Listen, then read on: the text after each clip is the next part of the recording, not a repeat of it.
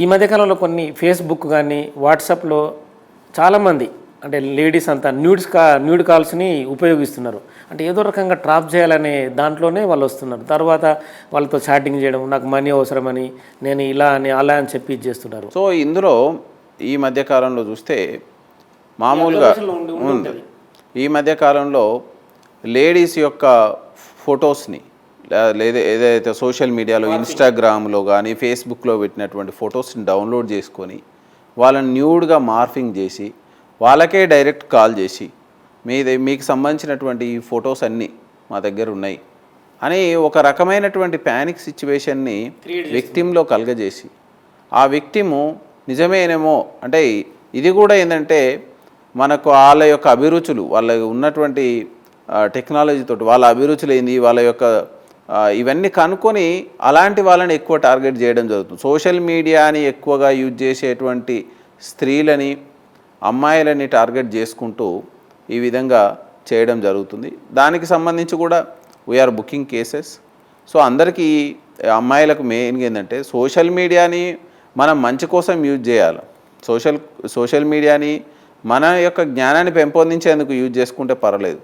మనం ఎంతసేపు టైంపాస్ కోసమో లేదా మన యొక్క ప్రైవసీ మన యొక్క వ్యక్తిగతమైనటువంటి విషయాలను సోషల్ మీడియాలో కేంద్రంగా చేస్తే సోషల్ మీడియా అనేది దేర్ ఇస్ నో లిమిట్స్. ఒక అద్దులు లేనటువంటి ప్రపంచంలోకి మన యొక్క ప్రైవసీ డేటాని రిలీజ్ చేసినట్టు ఉంటుంది. కాబట్టి ఎవరు కూడా ప్రజానికం తన యొక్క వ్యక్తిగత సమాచారాన్ని సోషల్ మీడియా ప్లాట్ఫామ్ మీద షేర్ చేయకపోవడం చాలా మంచిది. చాలామంది నిపుణులు చెప్తున్నారు వాట్సాప్లో స్టేటసు, వాట్సాప్లో డీపీ ఇవే తీసి మార్పింగ్ చేసే సందర్భాలు వస్తున్నాయి. కాబట్టి మన వ్యక్తిగత సమాచారాన్ని మనకు ఆనందాన్ని ఇచ్చేది మన మధ్యలో పంచుకోవాలి, కానీ ఒక ప్రపంచం వేదికగా ఉన్నటువంటి సోషల్ మీడియాలో పంచుకోవడం అనేది అది కరెక్ట్ కాదనేది సూచిస్తున్నారు. కాబట్టి దయచేసి ఎందుకంటే మనం విక్టిమ్లకు కావద్దు, సైబర్ నేరాస్తుల వలలో మనం పడొద్దు. కాబట్టి మనం జాగ్రత్తగా ఉంటే మనకి ఇవన్నీ రాకుండా ఉండడానికి అవకాశం ఉంటుంది. మధ్యలో పోర్న్ వెబ్సైట్స్లో VPN యూజ్ చేసి బ్రౌజింగ్ చేస్తూ చాలామంది నేరాలకు పాల్పడుతున్నారు. అంటే వాళ్ళని ఎలా పట్టుకోవచ్చు అంటే ఇండియాలో ఆల్రెడీ బ్యాన్లో ఉంది, అయినా కూడా వెబ్సైట్ ద్వారా వాళ్ళు బయటకు వస్తూ కొంతమంది అమాయకుల్ని వాళ్ళు ఇందులో ట్రాప్లో చిక్కుగా చేస్తున్నారు. మామూలుగా పోర్న్ వెబ్సైట్స్ అనేవి మన భారతదేశంలో నిషేధంగా ఉన్నప్పటికీ చాలా వేరే సోర్సు ద్వారా జనాలు వాటికి ఆకర్షితులు అవుతున్నారు.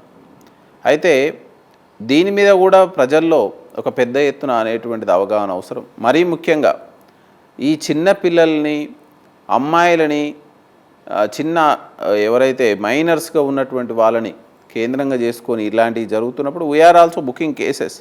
బట్ ఏంటంటే విక్టిమ్స్ ఎవరు ముందుకు రానప్పుడు విక్టిమ్స్ రాకుండా ఉండాలి అనుకుంటే మనం ఫస్ట్ అవేర్నెస్ ఉండడం ముఖ్యం. ఇవన్నీ మనము ఇలాంటి వాటి జోలికి వెళ్ళొద్దు అనేటువంటిది, ఇలాంటివి మనం చూస్తే నేరం అనేటువంటిది ఫస్ట్ అవగాహనలా కల్పించుకోవాలి. ప్రతి తల్లిదండ్రులు, ప్రతి స్కూల్ టీచరు, ప్రతి ఎల్డర్లు ఉన్నటువంటి వాళ్ళు చిన్నపిల్లలకు మార్గదర్శకంగా ఉంటూ వాళ్ళు అనునిత్యం ఈ యొక్క అవేర్నెస్ని క్రియేట్ చేసుకుంటుంటే మనం చాలా వరకు తగ్గించగలుగుతాం.